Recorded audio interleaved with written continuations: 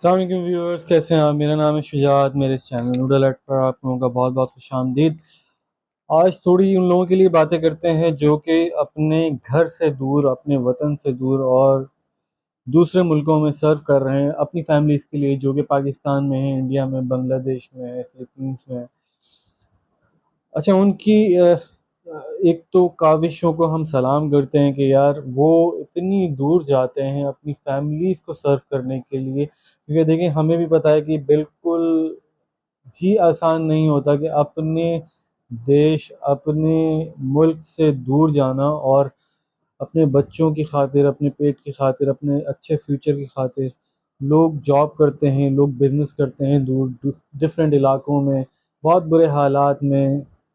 उनके शायद रहने के भी इतने अच्छे हालात ना होते हों, क्योंकि ज़ाहिर सी बात है, जो घर में अगर एक इंसान अपने दोस्तों और घर वालों के साथ जब रहता है, तो चाहे वो कम ही क्यों ना हो, मगर वो कम भी बहुत उसको फ़ायदा देता है, या फिर उसको कह लें कि उसके कम्फ़र्ट का ज़रिया बनता है। मगर जब वो दूर होता है तो वो कमी जो है, या फिर वो बहुत ज़्यादा भी बन जाए तो वो बहुत कम लगता है, बहुत छोटा लगता है, क्योंकि वो किसी से शेयर नहीं कर पाता, वो खुशियाँ किसी से शेयर नहीं कर पाता, वो गम किसी से शेयर नहीं कर पाता। यही कहते हैं कि खुशियाँ शेयर करने से बढ़ती हैं, बाँटने से बढ़ती हैं। तो जब आप छोटी-छोटी खुशियाँ लोगों से बाँटते हैं जो कि आपके आस-पास होते हैं, तो वो बढ़ जाती हैं और वो छोटी खुशी भी आपको बहुत ज़्यादा लगने लगती है। तो ऐसे ही होता है, जब आप बाहर होते हैं तो वो छोटी खुशी जब आप दूसरों से बाँटते हैं, तो कोई बाँटने वाला ही नहीं होता। जब बाँटने वाला नहीं होता तो वो बहुत छोटी ही रह जाती है। तो हमारा चैनल फाइनेंशियल्स डिस्कस करता है, फाइनेंस डिस्कस करता है, होम फाइनेंस। तो हम आज उसी पे बात करेंगे कि क्या गलतियाँ करते हैं लोग जब बाहर जाते हैं, क्योंकि हमें पता है कि हमारे पाकिस्तान, इंडिया, बांग्लादेश, श्रीलंका, यहाँ के लोग हैं तो बहुत अक्लमंद, मगर फाइनेंशियली लिटरेट नहीं बनाया जाता है इनको। इसका मतलब ये है कि वो इंजीनियर तो बहुत अच्छे होते हैं, वो डॉक्टर तो बहुत अच्छे होते हैं, या फिर वो बहुत अच्छा दूसरा काम कर लेते हैं मैकेनिकल टाइप का, मगर वो एक फाइनेंशियली स्ट्रांग नहीं होते। उनको पता नहीं होता कि अपनी सैलरी को, या फिर अपने वो जो कमा रहे हैं उसको किस तरह इन्वेस्ट किया जाए, या किस तरह उसको बचाया जाए कि वो उसके बाद भी काम आ सके। होता यूँ है, मैं आपको बताऊँ, और ये नॉर्मली हर किसी ने देखा होगा अपने आस-पास लोगों को, कि एक आपने सोचा सुना होगा कि यार इसके वालिद तो बाहर काम करते हैं, दुबई में काम करते हैं, सऊदी अरब में काम करते हैं, और वो 10 साल के बाद कभी आते हैं, 15 साल के बाद वो जब घर आते हैं लौट कर, क्योंकि ऐसे ममालिक में तो लौट कर घर ही वापस आना होता है। तो जब वो लौट कर घर आते हैं तो उनकी हालत फाइनेंशियली दोबारा वैसी ही हो जाती है जैसे वो छोड़ के गए थे। वो उस टाइम जो उस वक़्त बाहर थे, तब तो वो बहुत अच्छी चल रही होती है, उनके पास अच्छा खाने, ओढ़ने, पहनने के लिए होता है, मगर जैसे ही वो जॉब छोड़कर बाहर से आते हैं, वो वैसी उसी हालत में आ जाते हैं जब 10 साल पहले थे, 15 साल पहले थे। तो ये हुआ क्या? ये क्यों हो जाता है? ये इतना ड्रॉबैक, ये इतना खतरनाक सीन होता है कि मैं आपको बताऊँ कि एक बंदे को आदत लग जाती है 10-15 साल तक। सोचें कि एक शेर को खून की आदत लगी हुई है, गोश्त की आदत लगी हुई है, वो कैसे सब्ज़ी खा सकता है? तो यही बात होती है कि वो ट्रॉमा में चले जाते हैं, और वो बजाय अपने सँभलने के, वो बिल्कुल बिखर जाते हैं। वो बिल्कुल बिखरने के बाद ऐसी हालत हो जाती है कि वो फिर शायद किसी के हौसला देने से भी उनको हौसला नहीं मिलता, या फिर उनको सँभालने से भी सँभाला नहीं मिलता। तो इस सिचुएशन को कम करने के लिए, ख़त्म करने के लिए उनको क्या करना चाहिए? उनको क्या हिकमत अमली वज़ा करनी चाहिए?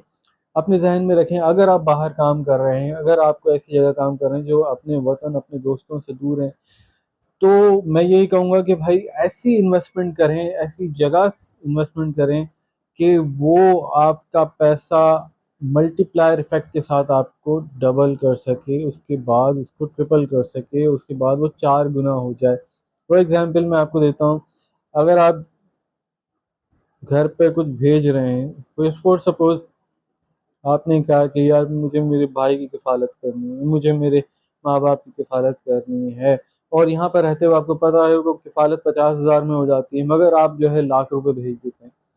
वो होता क्या है कि वो लाख रुपए शायद ना भी खर्च होने हो तो वो खर्च हो जाते हैं, और जो 50,000 रुपए थे वो तो खर्च होने ही थे। तो 50,000 शायद वो रख लेते हैं अपने लिए या फिर वो खर्च कर देते हैं, तो आपको 50,000 जो है इस तरह रखने हैं कि वो आगे जाके आपके भी काम आए या फिर आपके घर वालों के भी काम आए। या तो आप इसको दो टुकड़े कर दें अपनी सेविंग से, या तो घर वालों के पास कुछ कुछ सेविंग के लिए रख दें, या तो अपने आप पास कुछ सेविंग के लिए रख दें।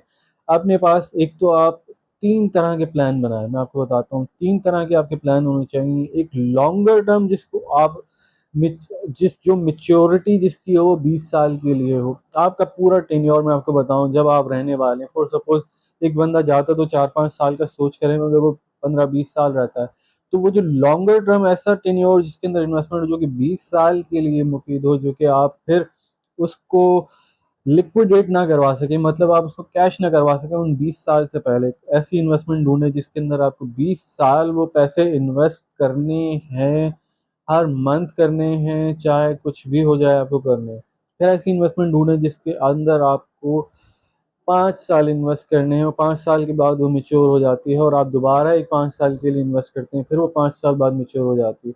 और फिर इस ऐसी इन्वेस्टमेंट जो कि आपकी 10 दिन की इन्वेस्टमेंट हो कि आप 10 दिन से पहले उसको मेच्योर ना कर सकें, ये आपकी इन्वेस्टमेंट के हिस्से हो जाएंगे।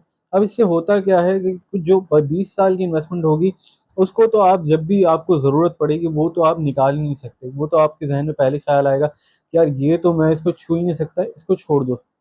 इसके बाद जब आप आ जाएंगे 5 साल के लिए, फिर 5 साल भी आप सोचेंगे कि यार मैं उसको वेट करवाता हूँ, जो भी मेरी ज़रूरत है उसको कहता हूँ कि यार 5 साल बाद मेरे पास पैसे आएंगे, या फिर उसको मिच्योर होने में 2 साल हो गए होंगे रहते होंगे, या फिर 3 साल रहते होंगे, या 1 साल रहता होगा, तो आप अपनी ज़रूरत को टाल देंगे कि यार 1 साल 2 साल 3 साल बाद मैं अपनी ज़रूरत को पूरा करूँगा।